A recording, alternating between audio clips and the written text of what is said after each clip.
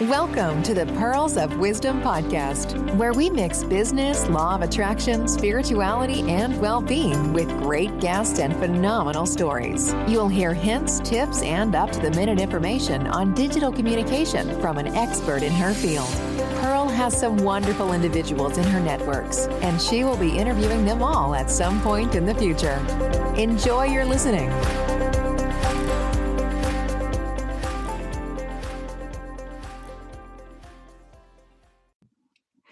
Hello and welcome to the Pearls of Wisdom podcast. Now today, dear listeners, I have a very, very special lady to interview. I'm so grateful that she's agreed to be my guest. We're going to learn an awful lot of wonderful, wonderful things today. So make sure you've got a notebook, a pen ready, because you're going to have lots of wonderful information to take down. I would like to introduce you to Esther Apoussidis. Have I pronounced it right? Correctly? That's right, Pearl. Perfect. Spot on. Yep. Esther is a life and business transformational coach. And like I said, we are going to learn so much from this lovely lady. So make sure you've got pen and paper ready. So, Esther, welcome to the podcast. Thank you very much, Pearl. I really appreciate this invitation, and I'm really grateful, and I'm happy to share. Obviously, if some of my experiences can help others, then I really feel that I have a worthwhile purpose in life.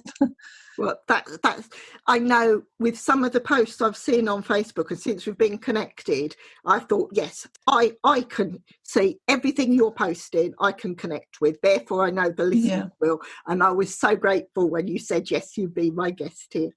So without further ado, I'm going to start into these questions. Now, far away. Can you describe your career path to date, please? Yes, no problem. So my career first started as a bilingual PA working for a German bank in London. That was back in the 80s. So I soon realised, as good as a PA as I was not fully stretched. So when an opportunity came along to work in a sales capacity for a market research company, which obviously offered a better salary and the chance to travel to Germany, I certainly grabbed it. A couple of jobs later, I was asked to work in a marketing capacity, and that's when I really came to blossom. I love the creative aspect of marketing, and that's normally, outside of COVID-19, my full-time job. So I'm very skills focused. So I have added a master's degree in marketing to my first degree, which was in economics and German.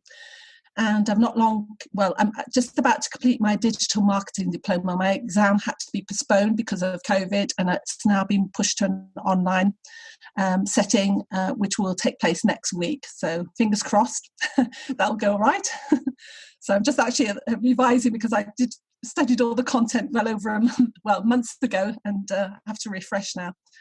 So anyway, I've always had an issue getting my voice heard within the senior male ranks of management in the companies I've worked for. So when I was on maternity leave with my third child in 2009, 2010, at the ripe age of 44 and 45, I chose with my husband to start a coffee shop business in our local town.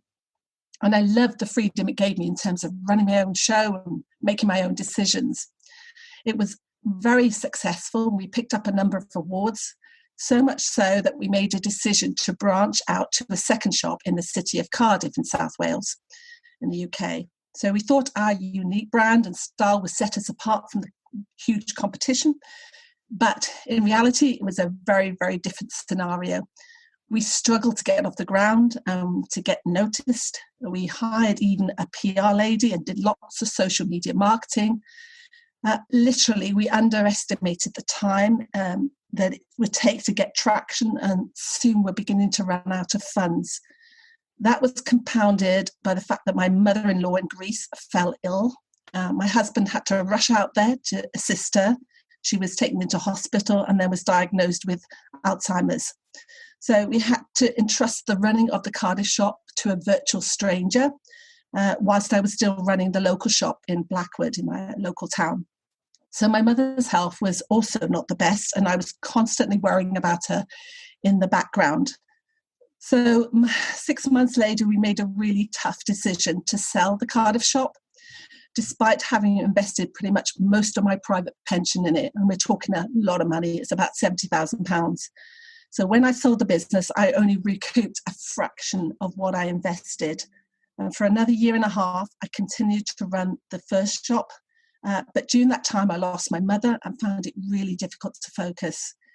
So in the end, I decided to sell the original coffee shop entirely and go back into full-time employment. But you think, easier said than done. So no one wanted to hire this mature woman with a vast range of experience, having run her own business.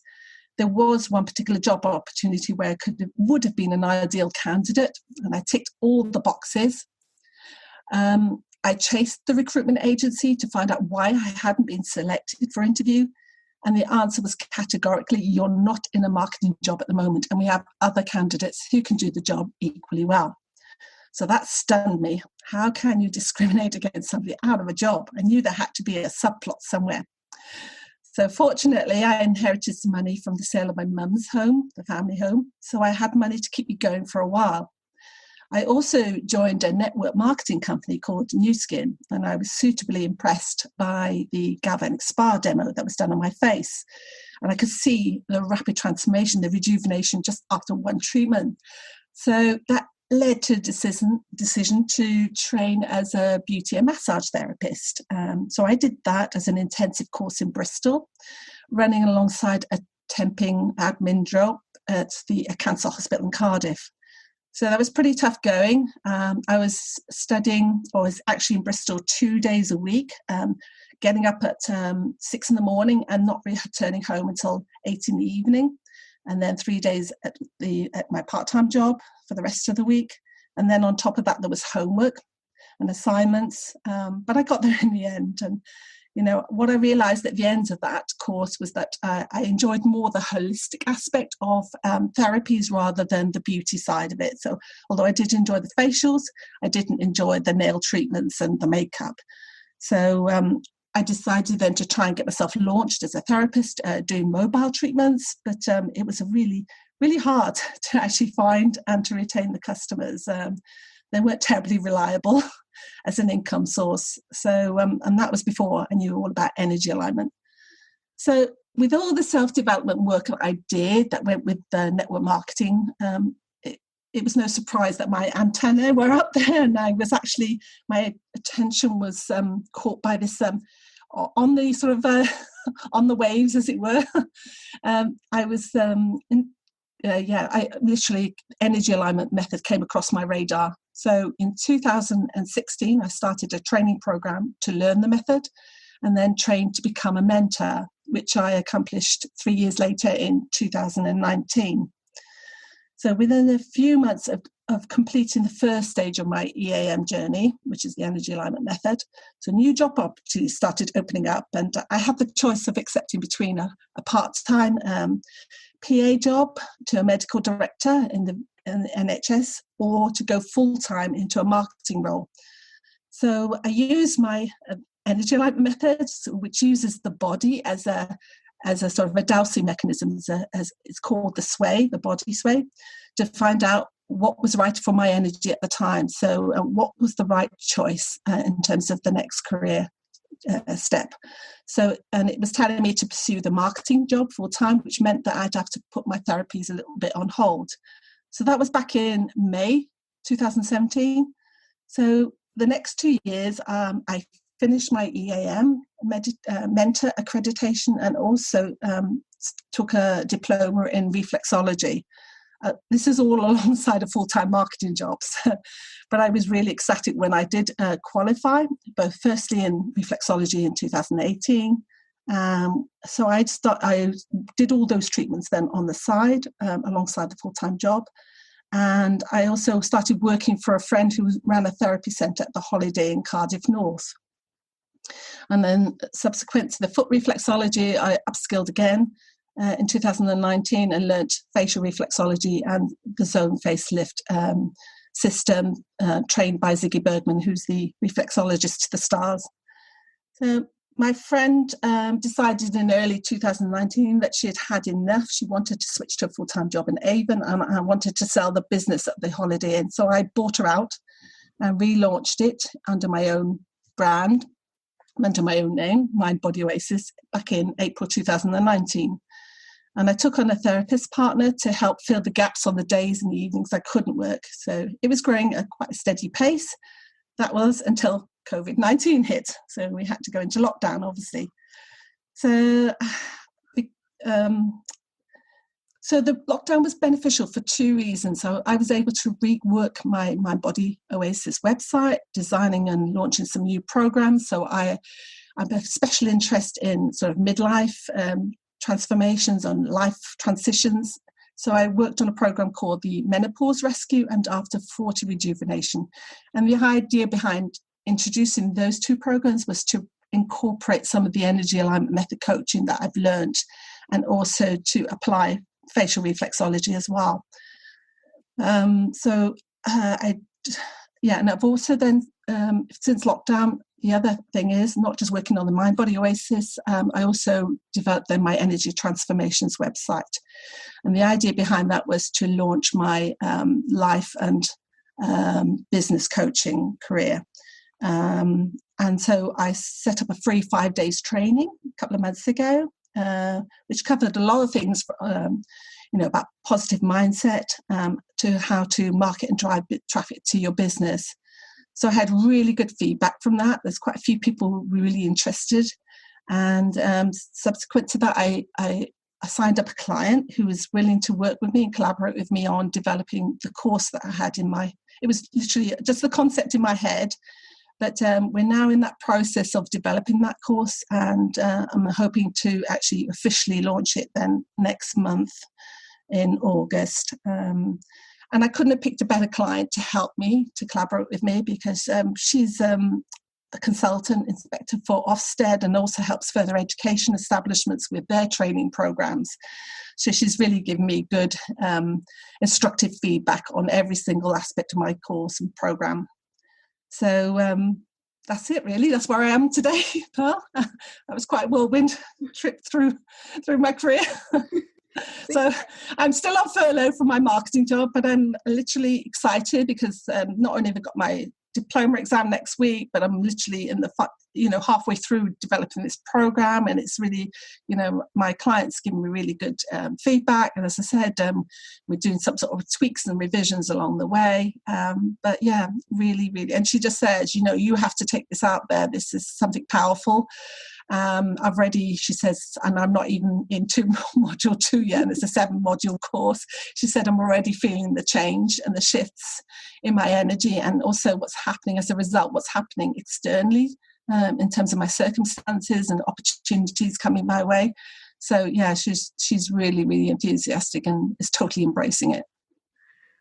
Well, there's one word I'm going to say to this. I'm going to say, wow. Wow, wow, wow. Just what you've achieved. I can see so many synchronicities, and to the listeners and most people that know me, I say the S word, synchronicities, quite a lot, because people, just since I've been doing this sort of work, the people I connect with and the synchronicities that I see, we come together for a reason, and I'm getting goosebumps already from when you started to share your journey. I could feel that. To put some context into it, I set up my first company when I was going through my divorce, and I did my degree in English as a mature student. Then, when it wasn't coming together, I went to a recruitment agency, and they said, right, you've run your own company, you can be a PA. So when you were saying your journey, I thought, yes, I can see that.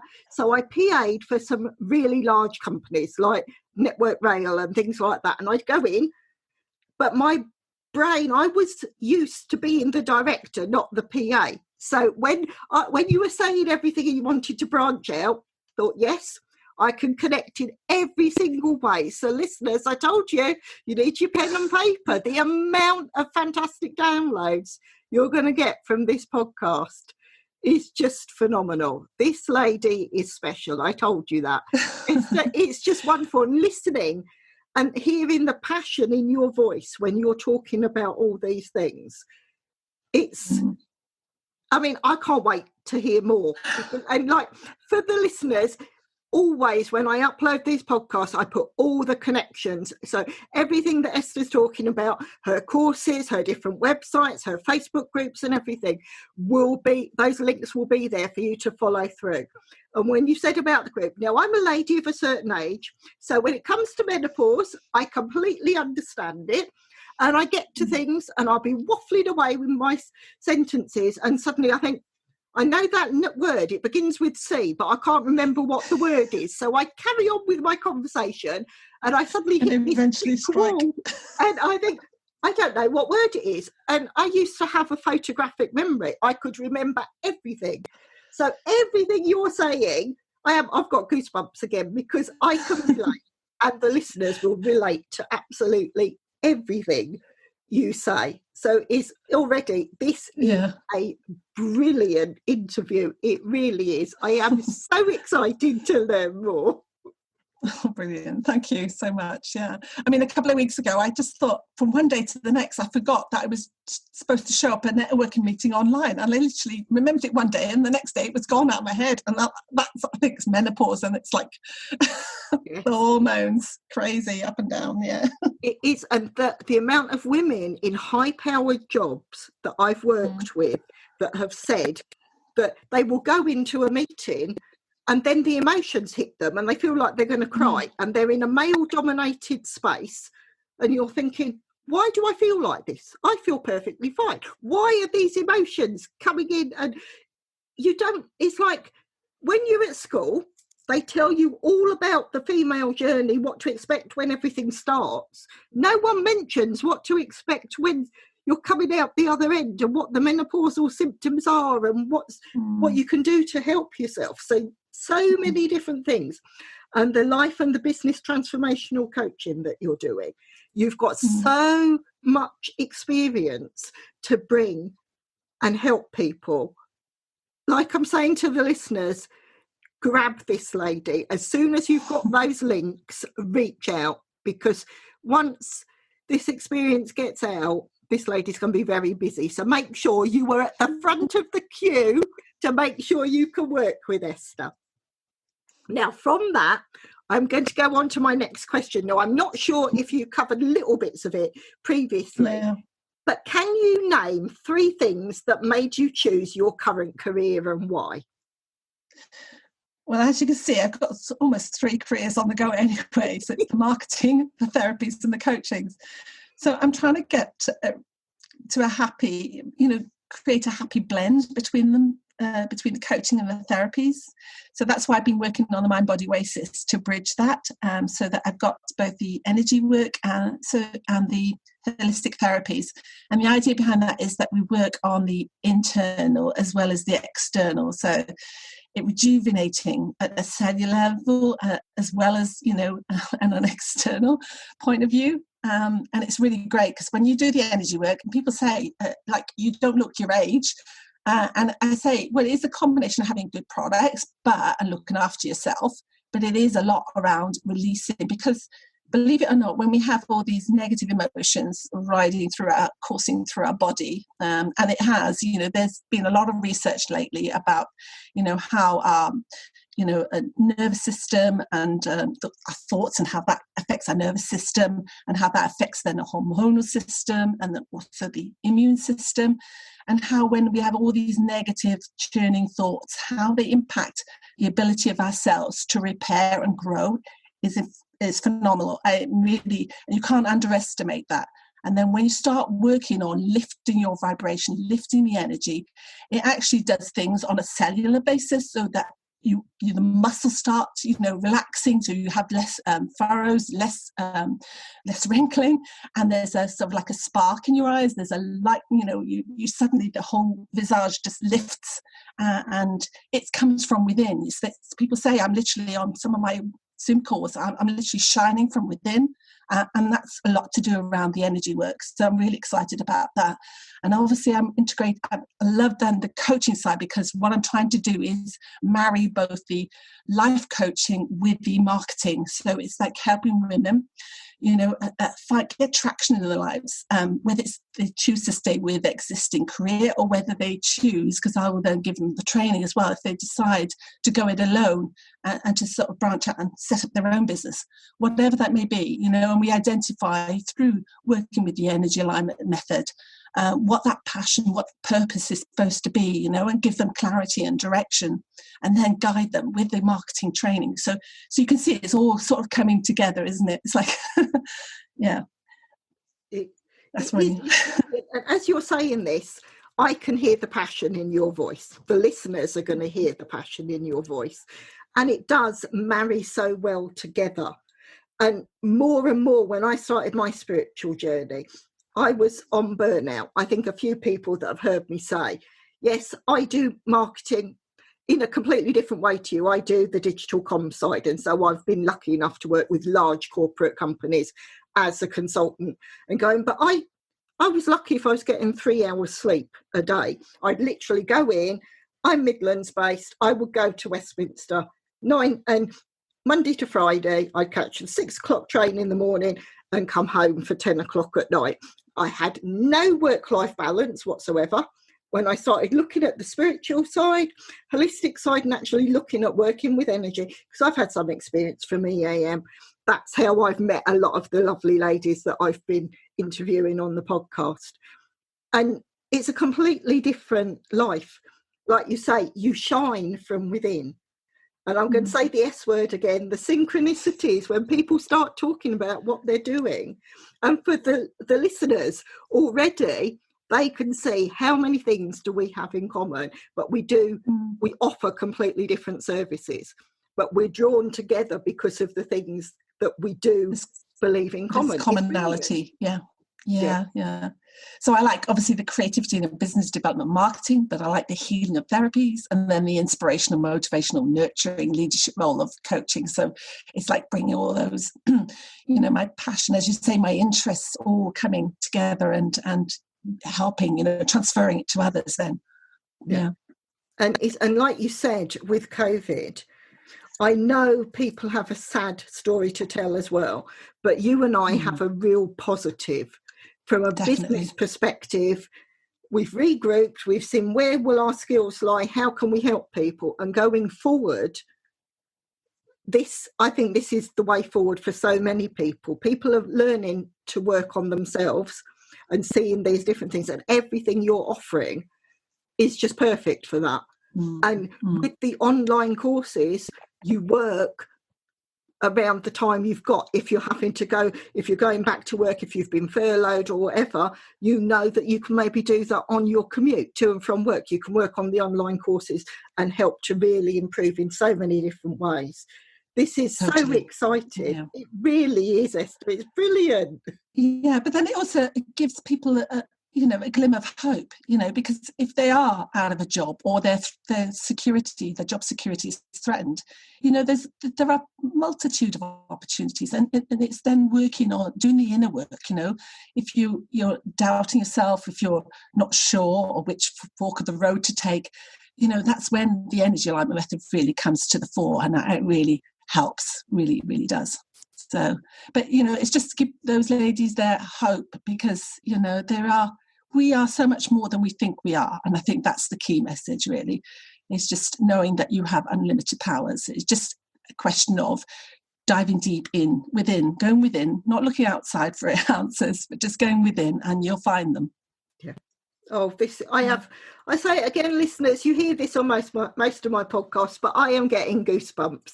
This is one of those really special interviews, which I know I'm going to revisit regularly, and I think the listeners will, because each time we're going to pick up another nugget of information that you're sharing, Esther. It really, really is wonderful. Thank you, Phil. Now, I'm going to move on to my next question, because as well, with all the fantastic ideas you've got and what you're doing going forward, what key values does your business offer you? So for me, it's just a vehicle to express my passion and my talents and my love of helping and serving others, so that they can have a healthier, a better, more informed and fulfilling life, really. what it boils down to in a nutshell. With that, you can't ask for anything else. You're offering everything that I think every single person listening will be interested in. And I say again, listeners, I told you, get to the front of the queue. This lady is going to have so many people running and asking to work with her. So make sure you get that information that we share and you contact Esther as soon as possible, because I am absolutely loving what we are sharing currently. I'm now going to throw a question in that I just to make people just to think on a completely different level. What keeps you awake at night, Esther? So I'm not impervious to all the tumult of everything that's going on in my life, so the juggling of everything. I suppose it's developing this new business, wondering how the therapy side of the business will emerge after the lockdown, because we're still obviously in Wales, we're a little bit behind, so it's unlikely we're going to be open much before, well into August, I would say, perhaps September even. Whether my marketing job will still be there for me after furlough finishes. And they're saying now it's going to be, literally the company has just informed us that they're not going to take furlough further, even though the government support, I think, runs till October. They're going to make some harsh decisions on whether they can afford to take us back at the end of August.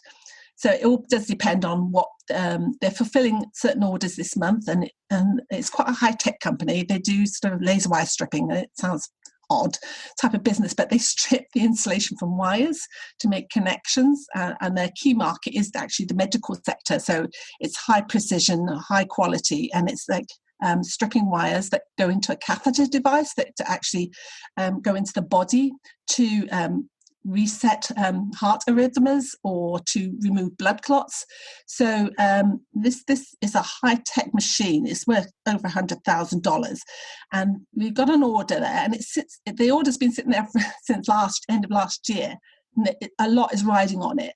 They've spent nearly 2 years just doing R&D on this machine. So the customer wants it to work, and so does the company that I work for. But, and they've done some initial trials. They've built the first prototype of the machine, and it all does depend on whether they can actually check or tick all the check boxes really at the end of this month. And there's a lot riding on it, because obviously if this one gets signed off, then the rest of the machines can be built and shipped, which means that the company is in a more solid place or position.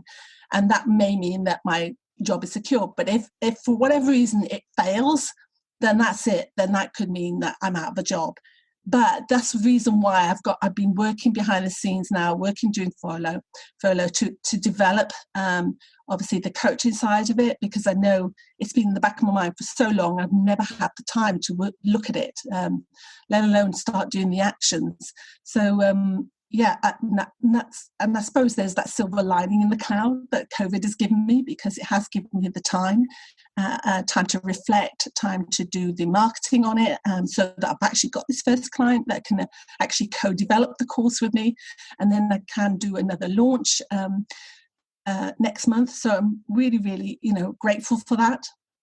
So the other thing that keeps me awake possibly is thinking about my children. So my youngest, as you know, I was a geriatric mum. I've got 3 boys. The eldest is 23, but my youngest is just 10. And he struggles at school. I mean, I think if you give him a bomb, he'll bomb the school. That's how much he loves his school. And anything associated with learning. So the homeschooling side of it has been a bit of a challenge for me. But he's my... outside of my, it's not literally keeps me awake at night. I sleep quite well, to be honest, and it's all, I keep doing my affirmations, I keep doing, my energy work. So I'm really sort of confident in my own abilities now, whereas 10 years ago, I wouldn't have been in that place. I wouldn't have been that sort of solid in my foundation. But, this sort of homeschooling, this child of mine, this 10-year-old boy, he is, we talk a lot about this in the Angel Eye method, about how, we have these repeating patterns, generational things, issues, and somehow, at some point, And bearing in mind, when I gave birth to him, there was a lot going on in my life. I was setting up a new business. I was branching out on my own. And there's a lot of energy that gets transferred actually to the fetus from the mother, and also from the energy between the mother and the father. And you'd be surprised actually how much that will impact the child's development. And I think some of that, and whilst I do a lot of work around myself, and he sometimes ridicules me, he said, "Oh, you and your energy stuff." So I'm trying to get him to embrace it. And occasionally, when he's more receptive mood in the evening, when I can tell he's a bit worked up, I said, "Come on, let's do some deep breathing now. And let's just do this." And we have sort of a certain mantra that we use in the energy alignment system. And I just said, let's just repeat this. And actually, it does seem to work, and it does seem to relax him, because he is just so easily upset. And I think it's also he's a product of the techno age. So he spends a lot of time on, online games, on Xbox with his brother.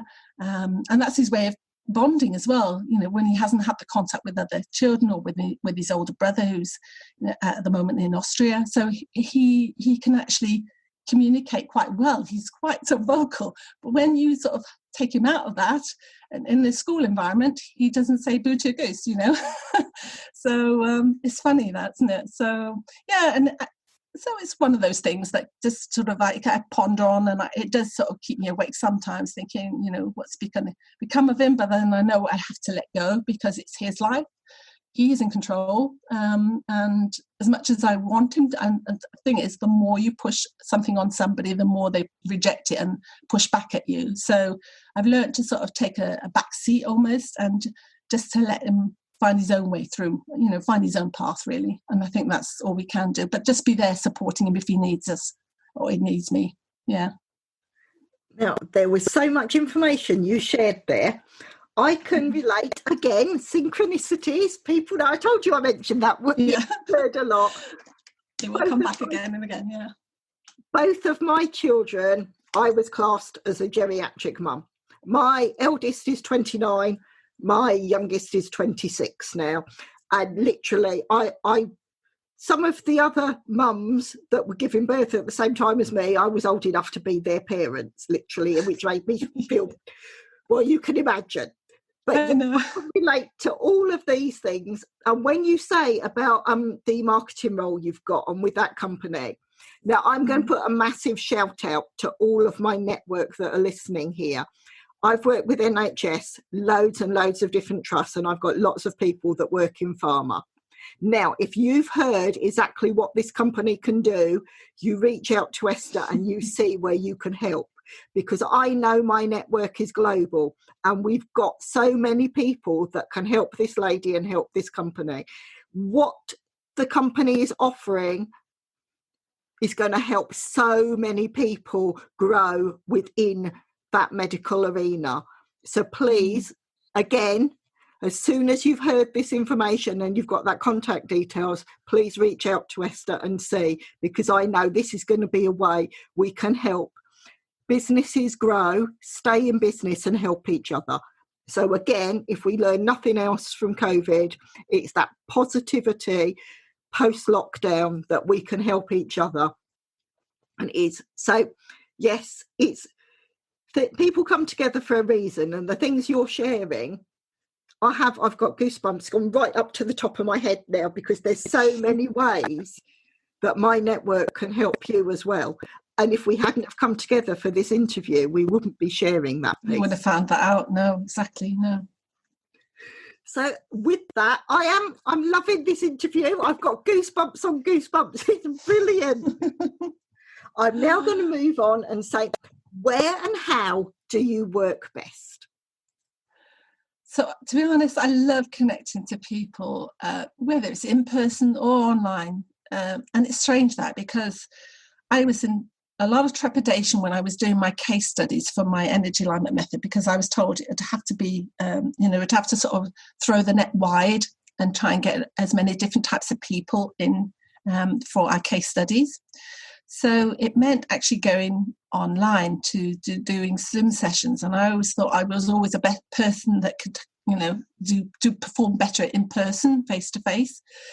But I found actually, I was so surprised. And because bear in mind, this is like 2 years ago.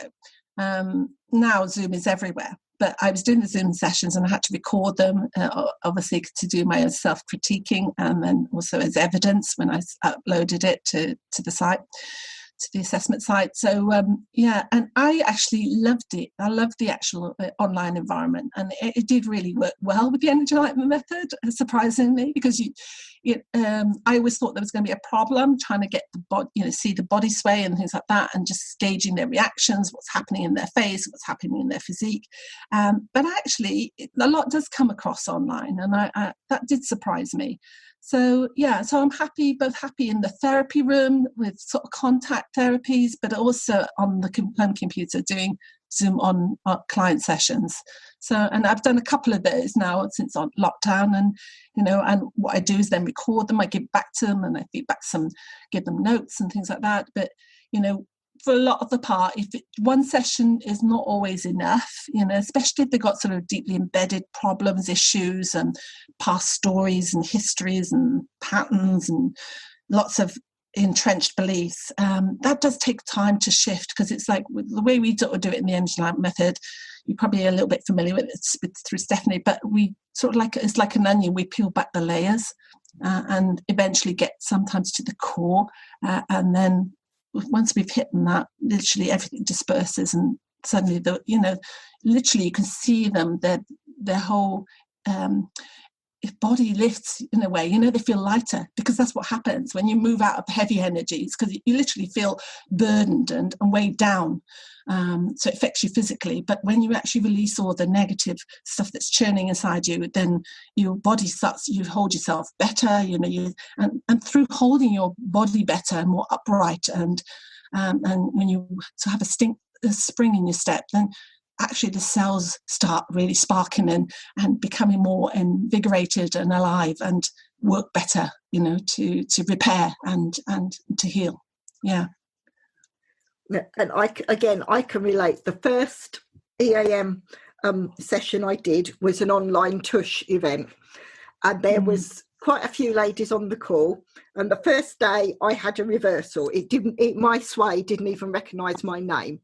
And I thought, right, so I was lucky enough, there was about 3 different mentors that worked with me at the same time and put everything together. And it was on the Friday. Never forget it. And I had to go down to London because I had a networking event in the evening. And by the time I was coming home, I felt so ill. I couldn't attend the Saturday event, and I felt so guilty. And I was saying, I don't know what's come over me. I think I've had something to eat and everything. And then the vet messaged me, and she says, Pearl, this is very normal when you're clearing energy. And so it showed just how much of a difference and a clearance that I'd had, that it had physically made me ill because I'd gone through so much. So when you say that, I can relate to absolutely everything you're saying. And when you've got that clearance and the energy, like you say, you've got a spring in your step, you sparkle and everything. And it's I mean, listeners, it's wonderful. You can probably hear in my voice as well, just the effect it had on me. And I can still remember, I mean, this was a good probably 10, 12 months ago.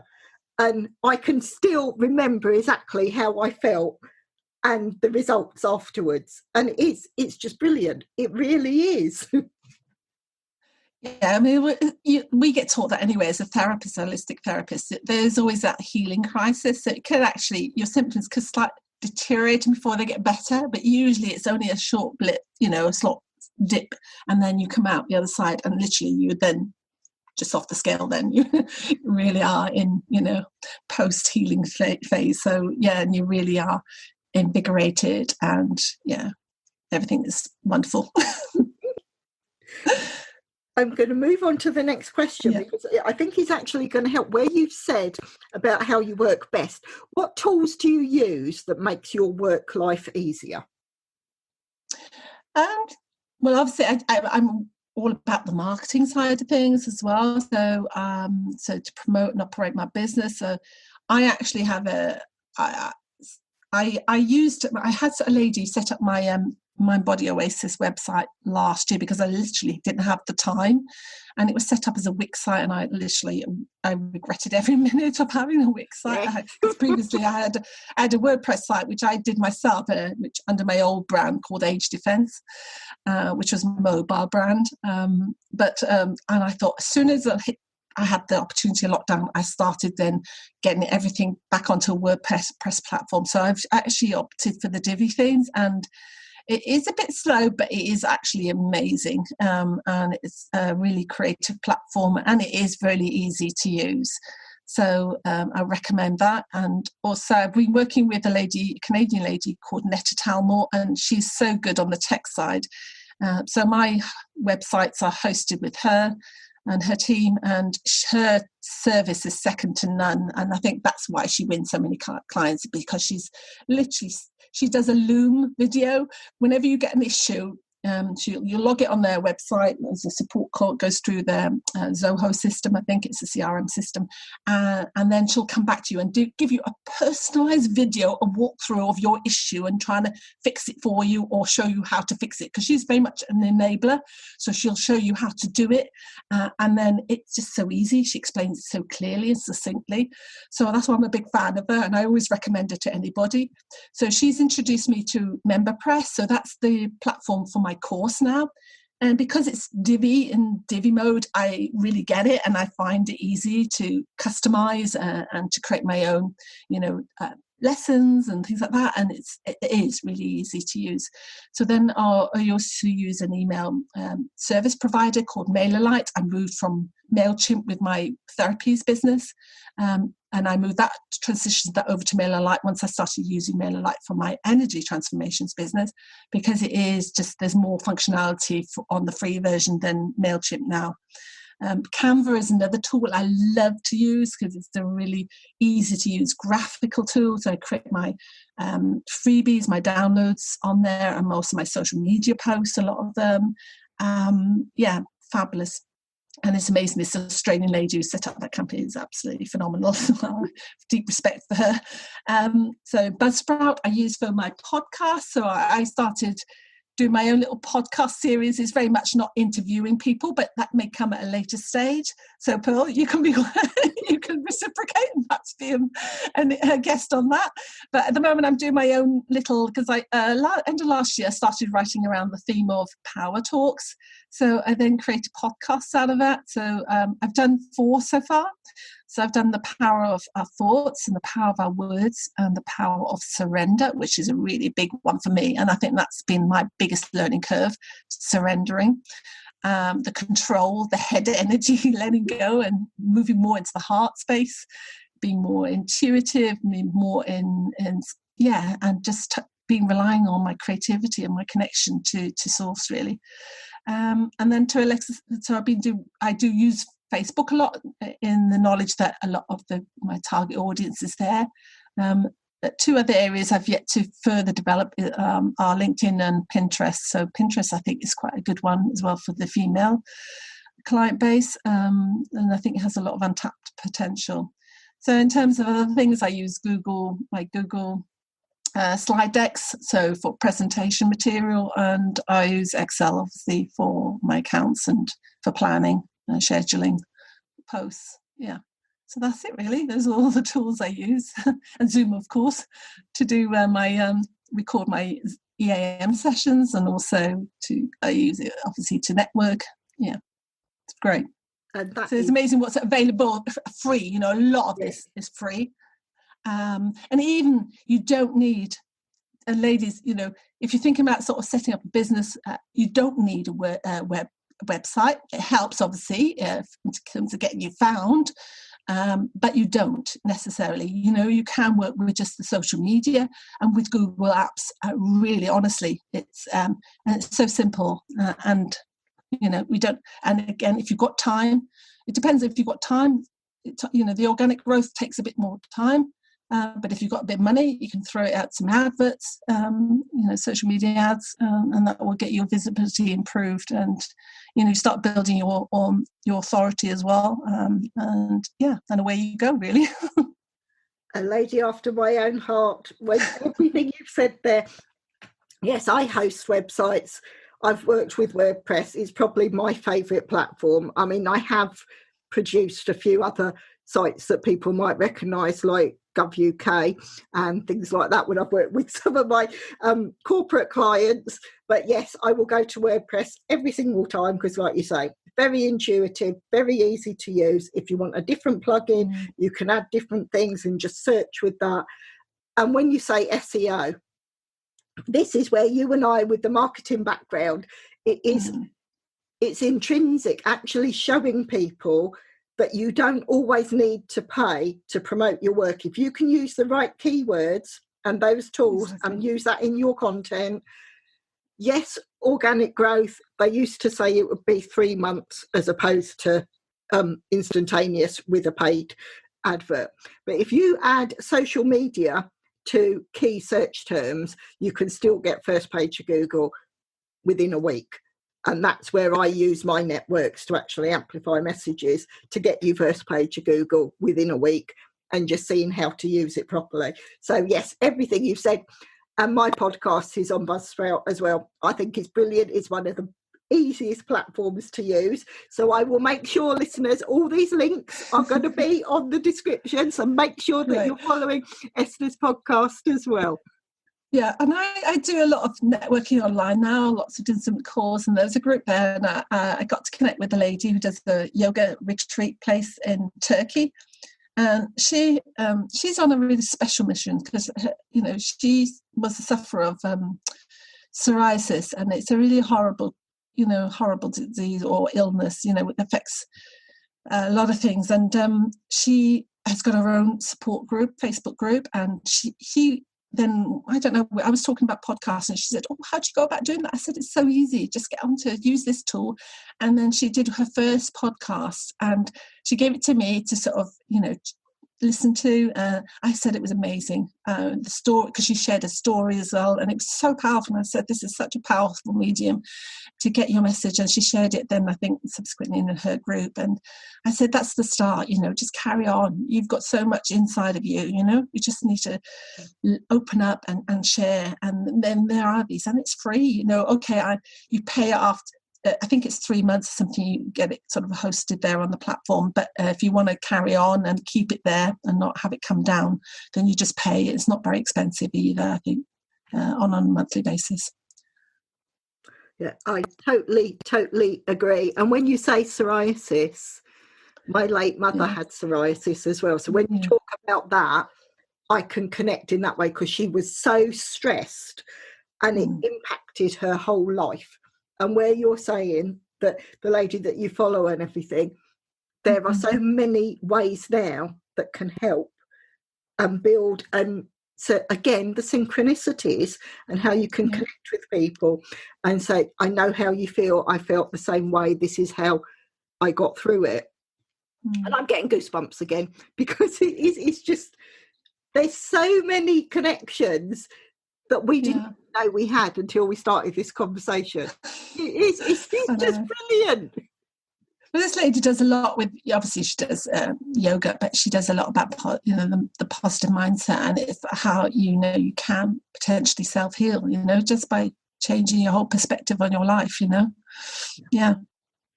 Yes. Right, this is almost my second longest question, so I have to say, no, this is me with to make a deep breath to actually get this out. Now, what would you have done differently in your life if you'd known then what you know now? Well, I think if I had the energy alignment method tool, I'm sure I wouldn't have gone for the coffee shop in the first place. I would have stuck to what was our original growth plan, was to actually invest in a barista van and take it to local businesses, business parks and local events, so that we would have got the first shop working more effectively. So, we wouldn't have double the overheads, we would have, just the one rent and the rates. But hey, maybe it happened for a reason, because I wouldn't have found the energy line method if I hadn't gone down this route, And there's lots of, you can say, look back, cast back in your mind, thinking about lots of experiences in your life, and you sometimes wonder if things do happen for a reason, and it may mean that I'm literally, this is I call it a midlife renaissance. So it does feel like that, and they say that chakras develop in 7-year cycles for women or for girls. And, 49, 50 is literally around that time when things started totally changing in my life, really upside down, flipped over. So maybe it is my rebirth, as it were. So, and I wouldn't have gone down the therapies path either, if I hadn't had, this issue with the coffee shop. And and I think, I was called to that. Yeah, I can't really sort of put my finger on it in any other way, It's just this calling, and it was more relying on my gut, because I can recall a specific incident. I was working in the Blackwood coffee shop, and it was I had actually not long celebrated my 50th birthday. My mother and I, get this, my eldest son actually did some sort of work as an actor, and he was filmed to do a Nike advert for a World Cup, but his part was actually literally cut out at the last minute, and he was devastated. But he had a lot of money from that, and you know what? This wonderful boy, he spent £600 on me for my 50th birthday to send me to Spain with my mum. And they colluded, they arranged it behind the scenes, so I didn't know. And he said, "Mum, it's all right, I've got everything sorted," when he actually presented it to me. And he actually gave me addition on top of that, some spending money. Amazing. And and then when I went to southern Spain with my mother was not very well at all. We came back, and I didn't know then that she had only to have 2 weeks to live. And it was funny, because the night before she did die, I was in the late afternoon, early evening, when I was cleaning the shop, and I thought I had this sort of deep, I don't know what it was. It was, I felt compelled to go to the hospital, and I thought I wasn't going to go. And I was going to go on the Saturday. I'd just seen her the previous Saturday, and I squashed that. I squashed that intuition. I squashed that, and I said, no, I've got to be practical. The kids are waiting for me to feed them. I need to pop to Home Bargains on the way home, get this and that for the shop, and I will literally have just 20 minutes to spare then for visiting times. It's not enough. I'd rather sort of do a proper job and go on the Saturday. Well, if only I'd listened, because then the next morning I turned up the shop. My son was already there. I picked up some bread on the way in, and he said, Mum, you got to go. Your brother, his uncle, he's just called, Mum's really taking a turn for the worse, your mum, and you need to go to the hospital now, to the Heath and in Cardiff. So I literally dropped everything and I went, and when I got there, she was not really conscious anymore. She had actually had a massive stroke that morning. And I think if only I'd listened to this. And this is all part of the energy alignment method as well, is listening to your heart, listening to your gut, not letting your head rule over that. And that really was a powerful message for me, going forward. And you're brilliant. You sharing that, you'll probably see I'm going to cry now, because there's so many things with my mum on what you're saying. I'd fallen out with my mum just before she passed away, and we didn't know she was due to pass away. It was sudden, and we had to have an autopsy and everything. And she'd annoyed me on Facebook, and I disconnected from her. And you saying that, I'd sent the request to connect with my mum. It's still sat there because she never got to see it. Sorry. This is when it's fine. It's obviously touched on a nerve, isn't it? Yeah. And it is when you say, and you can connect in so many different ways. And like when you get a reminder that it's a birthday, and I'm getting goosebumps again, I don't see those reminders because she never reconnected with me. And it's when you say that, I can connect in every single thought pattern that you had. When you think, well, you need to do this, and you do more and more as I'm growing in my spiritual side. When I get those nudges and those downloads, now I act on them as soon as they happen, because same here. Yeah. Yes. I totally get that. Sorry, I've got you upset now, and I'm not. No, it's fine. It's fine. I mean, I had a wonderful relationship with my mother, but it was a little bit, my mother was very stoic, and she really sort of hid her malady, her not feeling well. She really hid her symptoms well. I know it was quite emotional then when after she died, because she died later that same day. She never really recovered consciousness fully. And I read, she wrote a life story.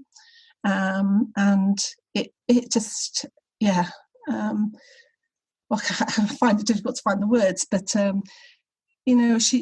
she is very much, she hid a lot, and it came out as well from her diary that she had a lot of pain, a lot of distress, and I know only part of it came to light, when she was still alive. But she was very good at hiding, and that's why at the time I was really full of self-recrimination, because when we were at Malaga Airport trying to get back on the plane, she said, I can't keep up with you. She said, I need a wheelchair, and the lady actually came and offered her a wheelchair. I said, no, Mummy, we're fine. Let me take your bag, and I grabbed it, and then I said, well, to the departure lounge, we'll get there. And I wish I hadn't, I wish I'd listened to her, because for her to say that meant that she was in a lot of discomfort, a lot of pain. So, but there you are. And that's why the energy light method was so helpful, because it helped me to let go of that guilt and that self-recrimination, and helped me to understand also what happens when they die. It's like the more we hang on to our grief, the more we want to hold them here. And they are in a higher place. So if we can lift our spirits, we're more likely to be closer to them spiritually. Yeah. Because hanging on to the grief, we want them to stay in their body form, and it's obviously no longer possible. So as soon as we learn to let go and surrender, then we're in a higher vibration, and they are also well beyond us in vibrational terms, So yeah, it's been a real learning curve for me, but it's been a very powerful lesson, really. Yeah. We've got so many synchronicities, haven't we? And like with my mother, she'd always said before she passed, didn't believe in anything, no. And yet every spiritual person I speak to, they will say to me, your mother stood behind you. We can see your mother. And I think, of all the people where she said, no, this doesn't matter. I know she's there now. I can feel her, and I know she's there now. So, I mean, I don't have that sort of sensation of it being there, but I just know she's in a better place. And funny enough, when I was doing my reflexology training, it's not just one, but two people. Okay, one was a self-reflexologist and a therapist, and the other one was training to be a medium. But they both said independently of each other, when I was doing the treatment on them, that they saw a presence behind me. They saw something, for some woman in pink, and, both said the same, and they don't know each other, and that really sent goosebumps. Do you know what I mean? And I thought, who is this other person? It may not be my mother, it may be somebody else, but I don't know. But, and that made me more become attuned to the spiritual world. There is something there, even though I'm perhaps not as I'm not as developed, so I don't see it as much as other people. But I think it's important not to underestimate it. Definitely. Now, right, I'm going to move on to the next question. This is a fantastic interview, and listeners, I know I told you you're going to be coming back and listening to this. It is so special. Esther, what is your biggest challenge, and why? I think for me, it was letting go of that head energy, letting go of the hustle and bustle, the strategies, the endless to-do lists, the comparisonitis, comparing myself to others. And I think social media doesn't help in that respect, and the financial targets, So I've always been in my head energy. And then, I was then with the energy light method, and then through that I was introduced more to meditation. So those things are teaching me to get more connected to my heart and getting these energy centers in balance. So, it's not saying I get rid of the head energy, it just means that I'm being more aligned and more staying connected to my inner spirit and higher self, so remaining. And it gives me more calmness and composure, and allowing this surrender, this synchrodestiny to work its magic, because it does work. I started reading last year the book called The Magic by Rhonda Byrne, who wrote The Secret. And in that, she sort of recommends you write 10 gratitudes a day. And you know what? It just changed everything, because my therapy business wasn't really doing that. It was slow, hard work. And it felt like hard work because I was all in my head as well last year still, despite doing the energy work, and I was still in resistant mode. But, that taught me a lot, the gratitude side. So that actually meant I was focusing more on what I have and appreciating. Even when a client, literally, I've not seen his email, went to spam folder, and he literally had cancelled the appointment, and I was trying to get hold of him. I said, "Where are you?" And I just thought, okay, it wasn't meant to be. I learned to let go. And funny enough, when I was coming out, while I was still waiting to hear back from him, I left a message, and I walked out into the sort of like, there's a downstairs reception because we're in the lower ground floor in the Holiday Inn. And this gentleman came across my path, and he just said, "Oh, I'm looking for the changing rooms." And I pointed him out, and he said, he said, "You're doing therapies here?" Because obviously he noticed the tunic and that. I said, "Yeah." He said, "Oh, I wouldn't mind if you've got time." I said, "Well, I'm actually waiting for a client who hasn't showed, but even if he does show, I would be available from this time." So he said, "Oh, I'll come in and check in for an appointment. Can I book one?" I said, "That's fine." So he said, "I'm going to go and use the pool first." So that's what happened. He came, and since then he's been a regular supporter and a regular client. And, and it's because I learned to let go and just to be grateful. And I literally said my gratitude, even when that client sort of came back to me and said, "Look, I did send an email." I just said, "Fine, it wasn't meant to be," and trusting that there are the reasons and that something better is coming my way. And it's that trust that will work. So that's key to me, allowing these things to happen. And it also means that when you're in that sort of more relaxed state, you get more creative. You let inspiration can blossom. Yeah. And you're not so attached then to the outcome. And it becomes more productive, not being in that space of being like, I've got to make sure I've got to get X number of clients in, or I've got to get X, pounds into my bank account by a certain date, so I can pay my bills, As soon as you learn to let go of that and saying, "No, I'm being carried along by this," it's not that you're not doing anything, you are doing something, but you are listening to the nudges, to the signals, and you're taking the right action. But it's in a space of allowing, and a space of creativity, and a space of being happy and in love with what you're doing, So and you're co-creating then. So you're not forcing a square peg into a round hole. That's what the energy, the head does in a way. It really wants to push and struggle against the current. But when you get more in flow with the other energy centers, and it just things work more, and more effectively. Definitely. And I think everyone that's connected with me will hear me say regularly how in flow I am. And everything you've said there, I mean, you were on my 3-day challenge, Esther, and everything you've said is exactly like I was sharing. When you get that vibration, when I first looked at law of attraction, I kept thinking, well, I'm writing my affirmations, I want all these millions to come, and it's not working. And then when you suddenly flip it and realise it's not monetary, you can have joy and love in your life simply for living in the moment and attracting that, like attracting like. Hence why you and I are on this podcast now. There are so many synchronicities. It's just wonderful. And to hear you sharing all those feelings and how you get to certain places to the listeners, they are the steps you take. But when you reassess on your journals and you say, "How has today been?"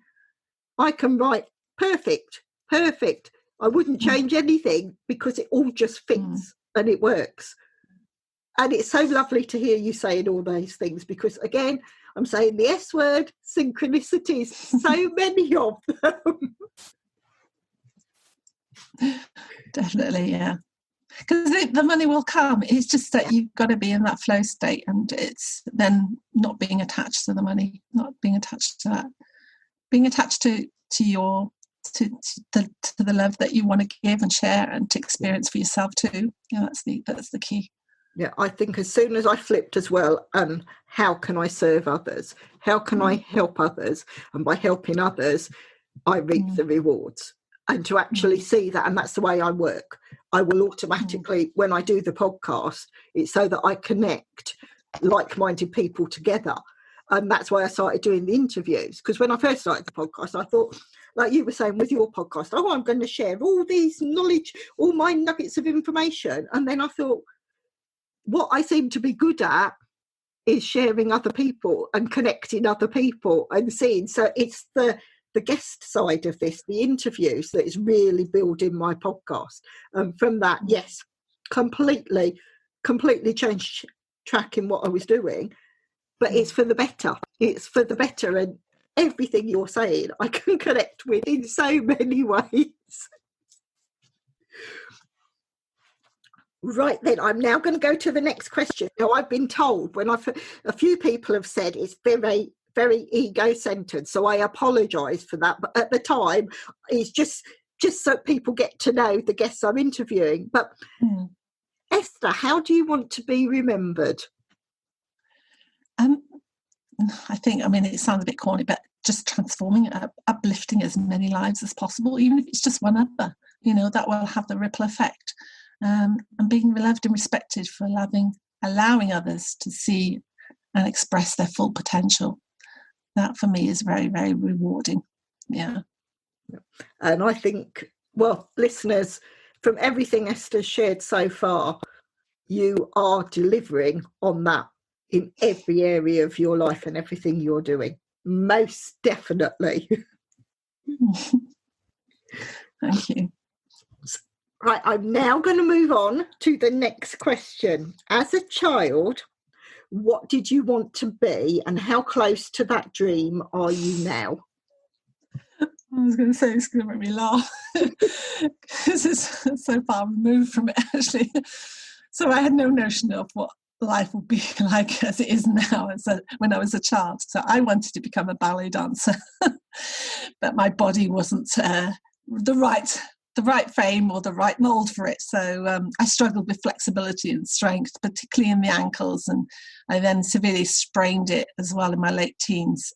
So literally I had to rule that out. But I continued to dance into my adult life. I tap danced and I learned modern jazz, and I did even perform on stage in London when my early jobs, and also in Cardiff at the Rubicon. But once children came on the scene, it just my dancing hobby took a back seat then. But I think that's just an aspect of creativity, and we used to, as corny as it sounds as well, that we used to, with my cousin, we had like big get-togethers, because I was one of 7 children growing up, and then we'd connect with our other cousins, and there'd be in one place for New Year's Eve. And my cousin was quite he liked to be he fancied himself, I think, as a movie director or something. So we'd direct these sort of tragic damsel and distress movie scenes and plays, and we literally create a play and put a performance on for the adults, and I used to do a bit of dancing in it. No, it makes me laugh now, but I think it's just one way of expressing your creativity, and it's important now actually to remember that, to go back into to relive your inner child, because that gives you the joy, and finding your inner child gives you joy. Yeah. Definitely, and I'm getting goosebumps again. And just listening to the way you share things, when I can see that dancing side, because you have such grace and poise about you, that's the creativity side and everything as well. It's just wonderful. Now I'm going to move on to this next question. Now this is me in a way slightly selfish, because I love books. Most people that know me, I have a few things that I collect, like shoes. I have hundreds of pairs of shoes. And books, I probably have thousands of books, because I just love them, and you cannot beat acquiring more knowledge. So I've put this question in. Can you name 3 titles of your favourite books and why you've chosen them?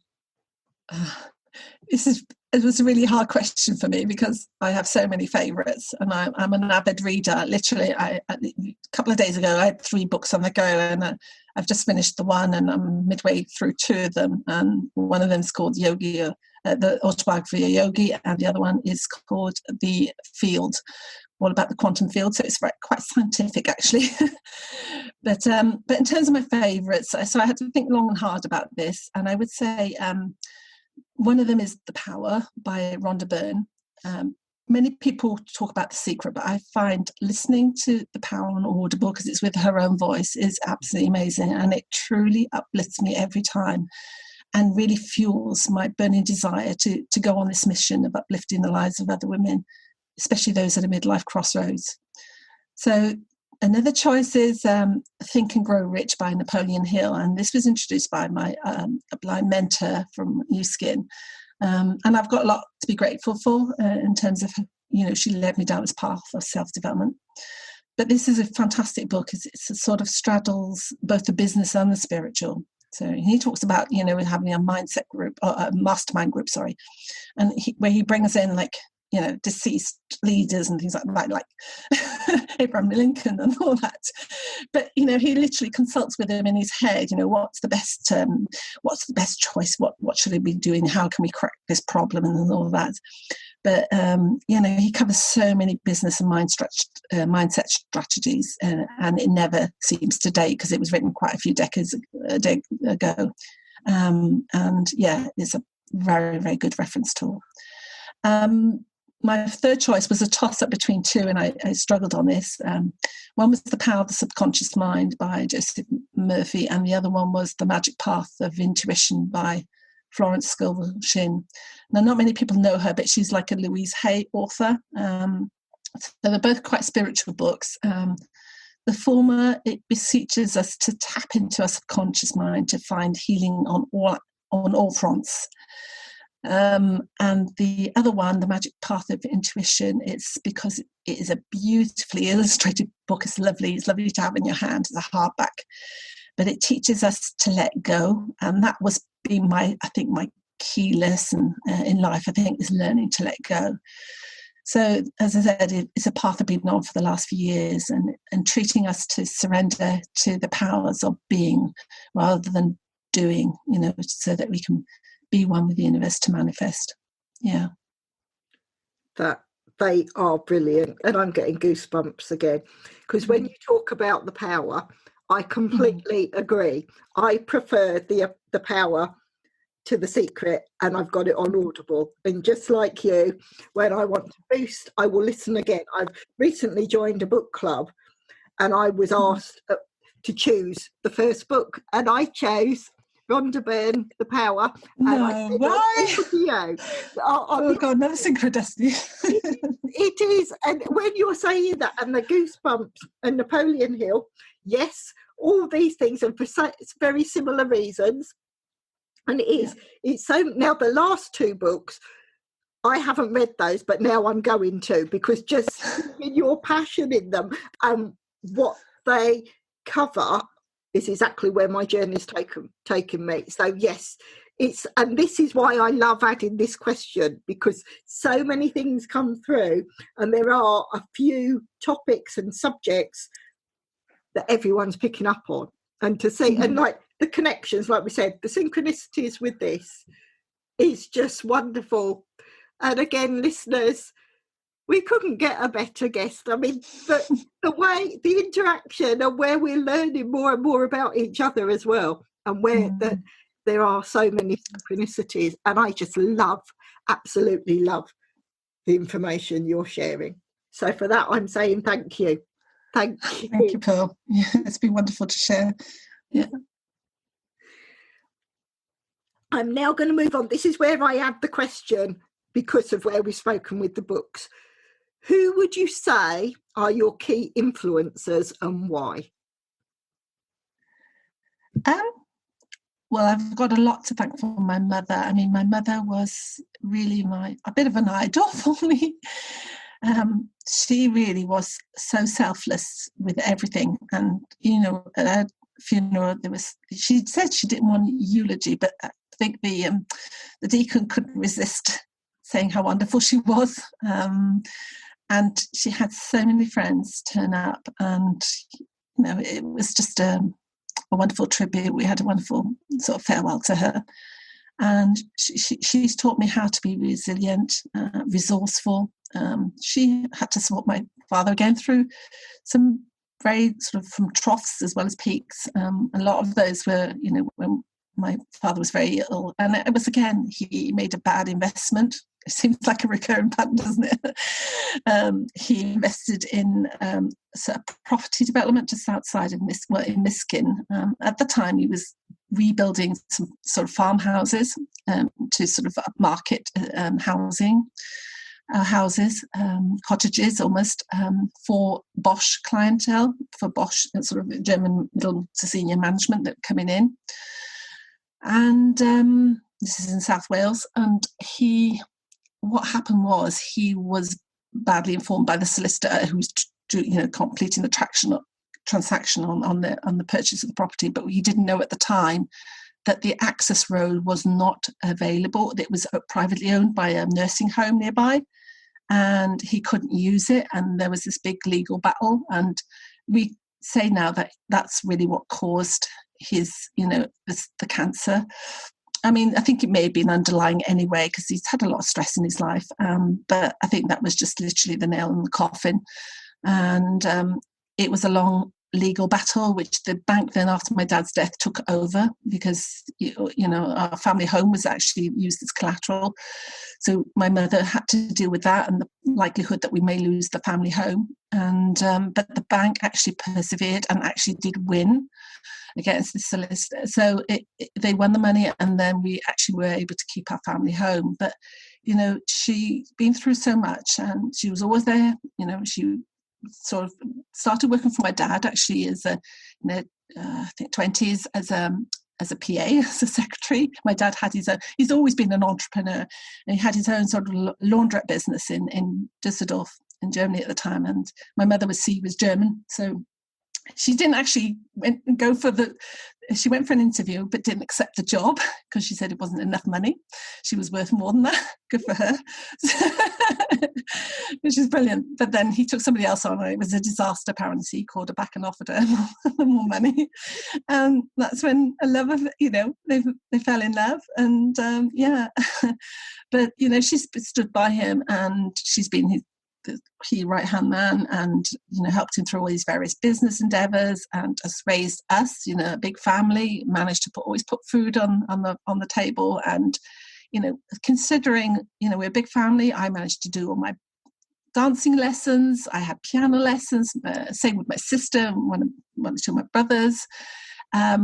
We couldn't have wished for a better childhood, and fortunately back then we also had grants, so we all went to university. That was sort of almost expected because my dad, went to university. But reading back on my mother's diary, it's like the things that she would have liked to have had but this is before she met my dad. She would have loved to become, she was very clever, very intelligent. She would have loved to train to be a doctor.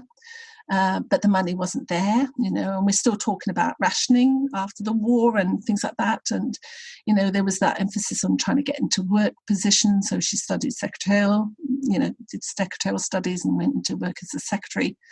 But, I think there was always that spark of that she could aspire or be something more.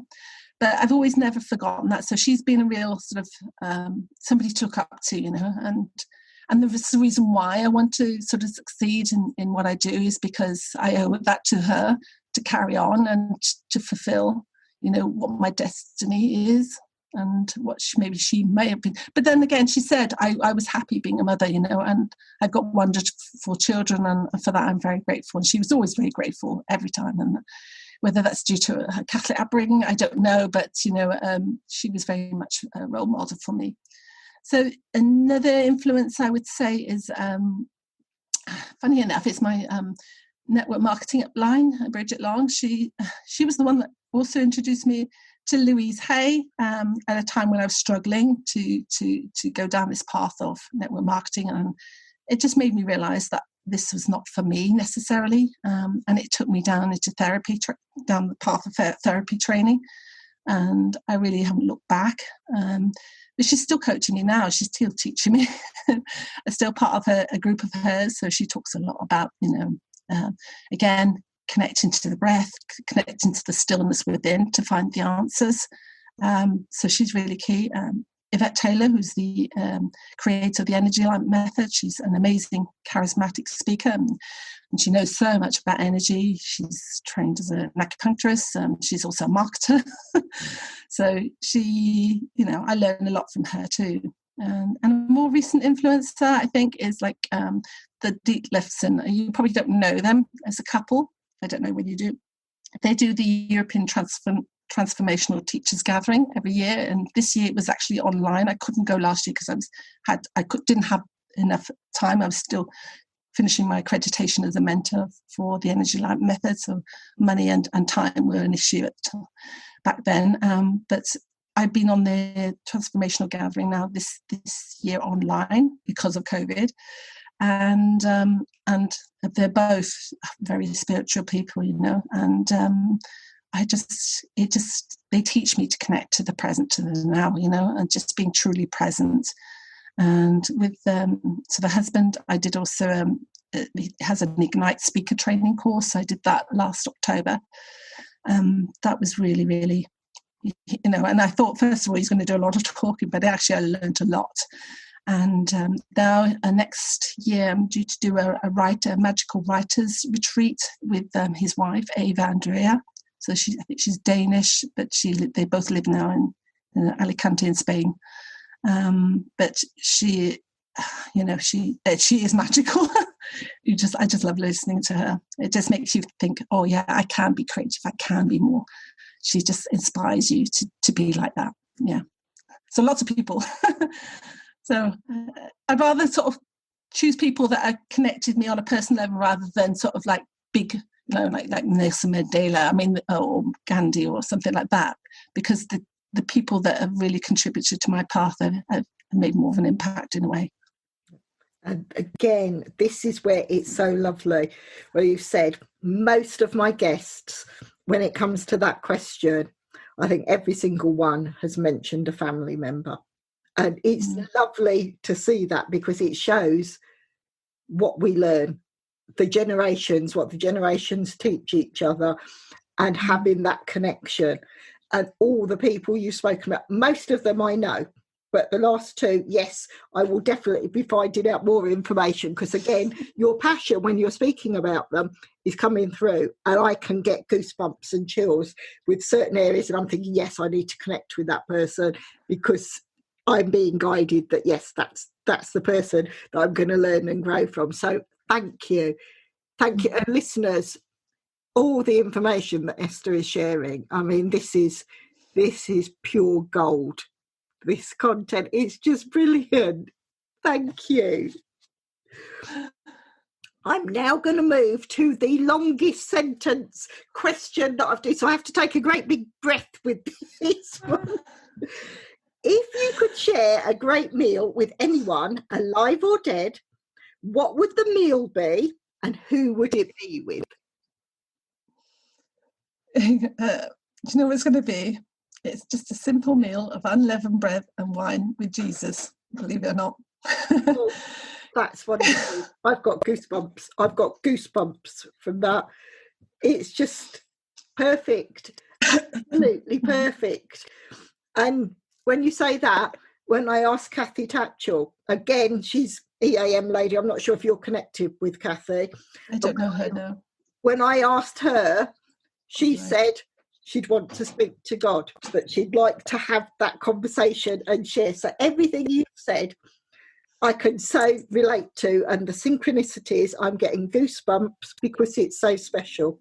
And it's something I ask most of my guests, and I'm going to ask now, Esther. This has been such a fantastic interview, and I know we haven't finished yet, but would you be prepared to come back again and share some of your knowledge in a future podcast, because you have so much to share with people? I would love to ask you back to be a guest. I'd love to do that. I really will. It'd be a great privilege, Pearl. I'd love to respond to that. So yes, yeah. Thank you. And listeners, you've got that. So like I say, many times. If you haven't subscribed to this podcast, make sure you do. So then every time I have my guests back and they share more knowledge, you will know exactly when that's been uploaded, and you can do that. So I'm saying to you now, make sure you subscribe, because this lady has so much wonderful information to share.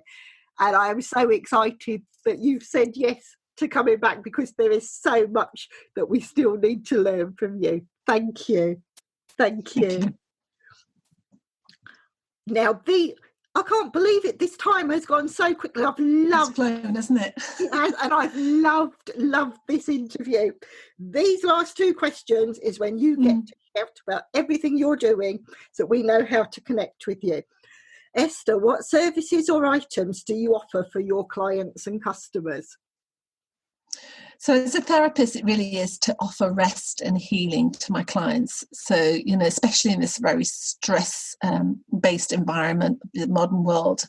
And also my ideal client would be, again, the older lady going through menopause, who just love to slow down the aging process and relieve all their menopause symptoms, which can be quite debilitating. And I offer this through facial reflexology, the stone facelift, and also the energy alignment method. In terms of my being a coach, my mission is to help women at this midlife crossroads who've had one, not too many in their lives, and have lost all direction and focus as a result. So I want to help them again regain their self-belief, their self-confidence, literally light up their way to getting their life back on track, and to let them know it's never too late to do so, really, because it's not been late for me either. And you can transform. Oh, this is wonderful. It's wonderful. And we can hear the passion in your voice. And I say to the listeners, and I know I've said it throughout this interview, make sure you connect with Esther and you do it quickly, because this lady is going to be snapped up because of the wonderful services that she offers and all the different ways that she can help us. There's going to be a long line waiting to connect with you, because you've got so much to share and offer with us. Now, very last question. Do you have any special offers at present that the listeners can grab hold of?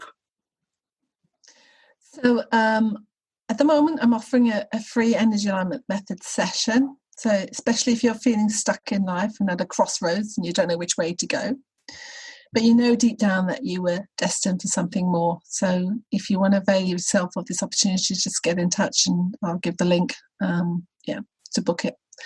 So that's that. And also in terms of the therapies, we have still a half price offer on any treatment.